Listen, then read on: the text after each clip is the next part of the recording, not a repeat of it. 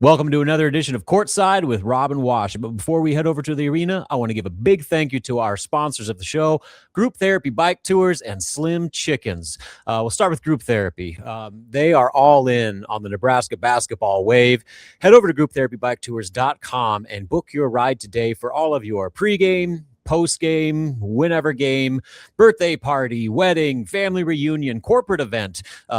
They have a 15-person trolley ride, a 6-person mini bike for whatever event you want to celebrate. And like I said, it is full force in Nebraska. If you've gone to a Nebraska game, I'm sure you've seen the trolleys riding around the Haymarket and downtown Lincoln.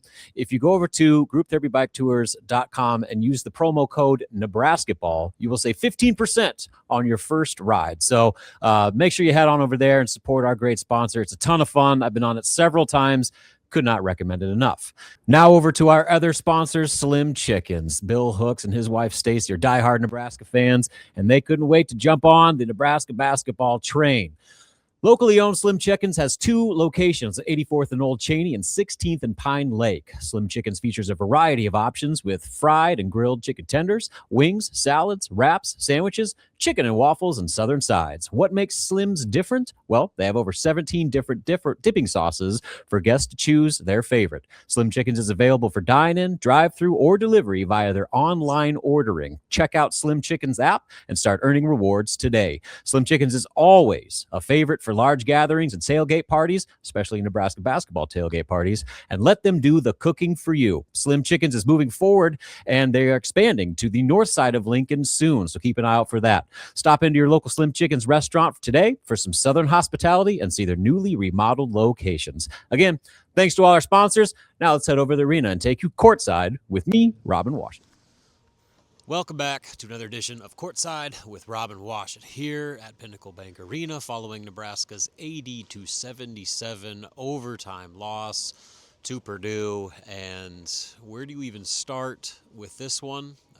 This was about as wild of a swing from start to finish that I can remember Nebraska playing. I mean, they've had some dramatic comebacks, but how bad they looked to start the game and really over the course of the first 37 minutes of regulation compared to how they finished on a 15-1 run over the final 240 something to come back and tie it and have a chance to win it towards the end of regulation on Rink's free throw that he missed, and then taking the lead for the first time with about a minute or so left to go in overtime.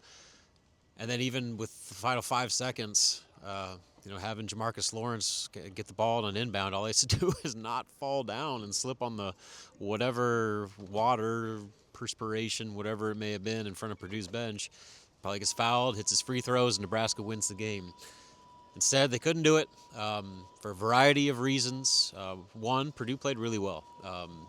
They're a team that looked like the preseason pick to win the Big Ten. Braden Smith was fantastic.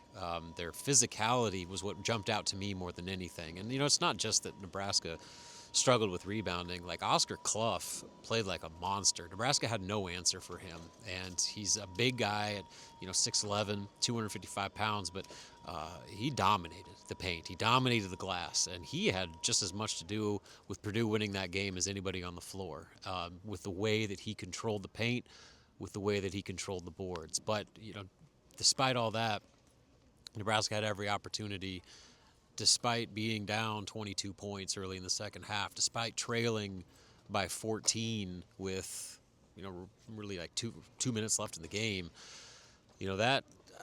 It's a weird game to evaluate because you can certainly criticize and pick apart how awful they played for the majority of that game, especially with the way they came out. They just look like an uninspired team. In a game with such magnitude for Nebraska's Big Ten championship aspirations, Big Ten tournament seeding hopes, and NCAA tournament projections, this game carried a lot of weight. And Nebraska looked like it was not prepared for the moment whatsoever to start this game. Purdue was more active. They had more fight. They were getting every 50-50 ball. They were making the big shots. Nebraska wasn't.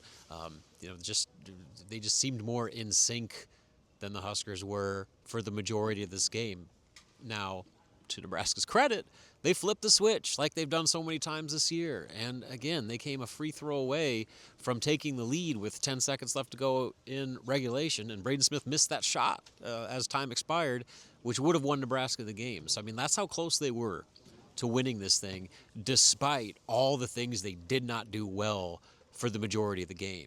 And so, like, it's a weird way to look at, is Nebraska that bad that fell to where they fell behind 22 points, or are they that good that they just can turn it on and suddenly overwhelm a Purdue team down the stretch in the most critical moments of the game to tie the game and have a chance to win it? I guess that's probably both.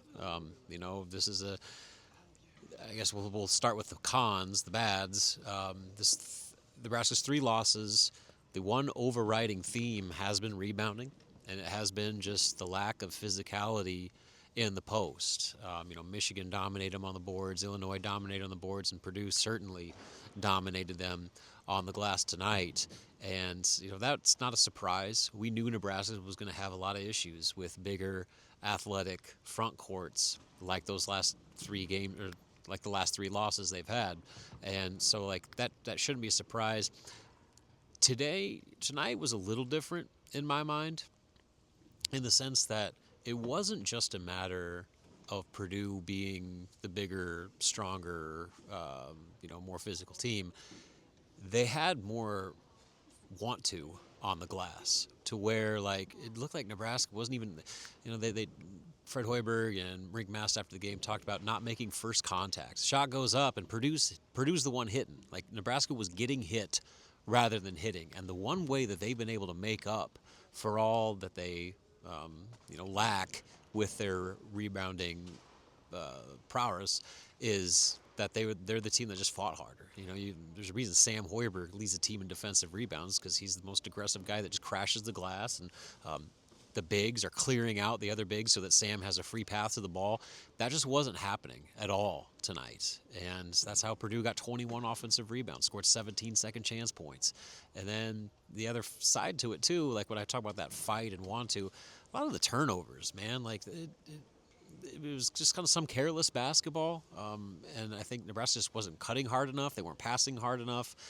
It just really wasn't a crisp, intent-driven offense that we've seen them operate as when they're at their best this year. And shoot, the way that they operated towards the final minutes of regulation and part of overtime, that was probably the most disappointing thing. Because Nebraska's going to have issues against teams like Purdue inherently because of the roster makeup.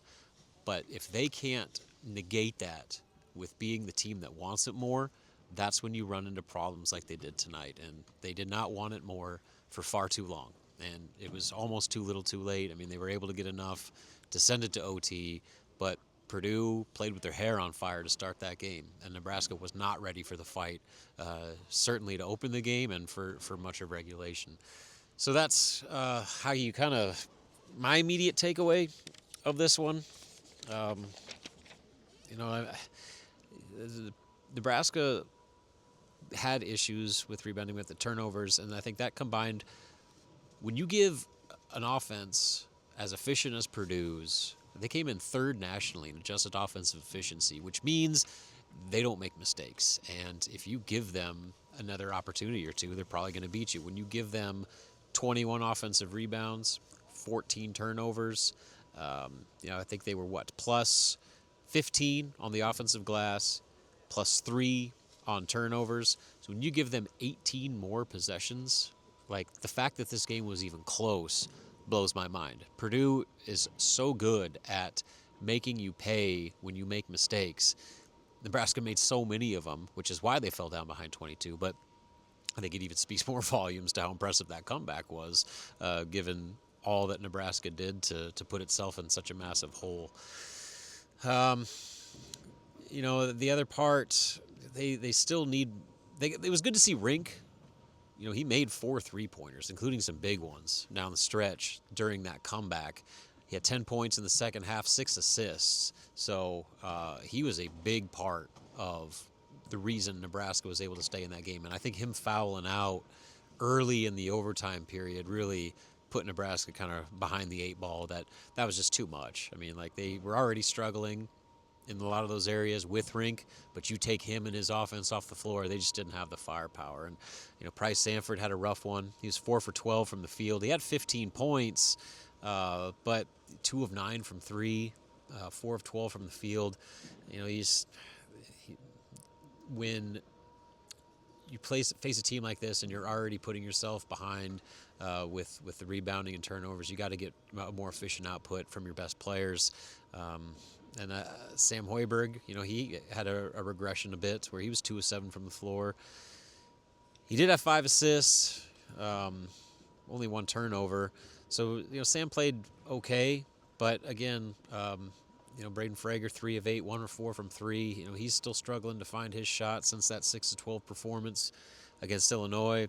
So there's really not like one glaring thing in the box score beyond the rebounds and the turnovers. I just think the bigger overlying issue for me is just this moment being so important to Nebraska's season, to their postseason, and just they didn't look ready. They didn't look ready to come in and play with their hair on fire and fight the way they needed to fight to win this game. And, again, give them all the credit in the world for coming back and making it close. I mean, that was almost one of the most improbable comeback victories I've ever seen. And, they came just a couple plays short of doing it. But you can't put yourself in that position where it takes a magical rally like that to even have a chance at winning. And Nebraska just shows that when they play the way that they're supposed to play, they are really good and they can beat anybody. But the inconsistency now that we've seen, especially against these top teams in the Big Ten, that's probably the big concern right now. Is obviously there's the rebounding issues, but the fact that Nebraska is so hot and cold in these big time games, that makes you kind of a little bit concerned going into postseason play. Now they got Northwestern, who's struggling, and a team they beat handily out in Evanston coming up on Saturday. And the schedule does lighten up with some winnable home games, Maryland, Penn State coming up. But Nebraska's in the tournament. To win that first game, they cannot do this hot and cold, as Tim Miles used to say, EKG style, where they play like absolute crap for an extended stretch and then have to try to make up for it in a short amount of time. Because if you try to do that in the NCAA tournament, you are going to get beat and you're going to be left over once again in what should have been your most golden opportunity to finally break the curse yet. So a lot of ball left still to be played. And Nebraska, I still think, can hang its hat on the resilience it showed to put themselves a play or two away from winning this thing after playing, like I said, 37 minutes of its worst basketball of the season. But, there's a lot to pick apart about this game too. And the good news is Nebraska has a consecutive home game for the first time since December 30th to January 2nd, when they ended the non-con against New Hampshire and opened Big Ten play against Michigan State. That's their first back-to-back home game in almost a month and a half. So just being able to stay home, do all the things you need to do with your treatment, get your body right, and then address all the things that went wrong tonight, address the kind of common themes that have gone wrong in these 3 losses. That's going to be a really valuable time for Nebraska to try to get some answers and to find better consistency to play like the team we all know that they can be for a full 40 minutes. That's all I got for right now. Thanks to our sponsors, Group Therapy, Slim Chickens. I'll be back here on Saturday for Alumni Weekend. They're honoring the 95-96 NIT Championship team. Danny needs me back in the house, and maybe some other big names from that squad as well. In the meantime, stay tuned to HuskerOnline for all the coverage, and we'll see you back here on Saturday with Courtside with Rob and Washut.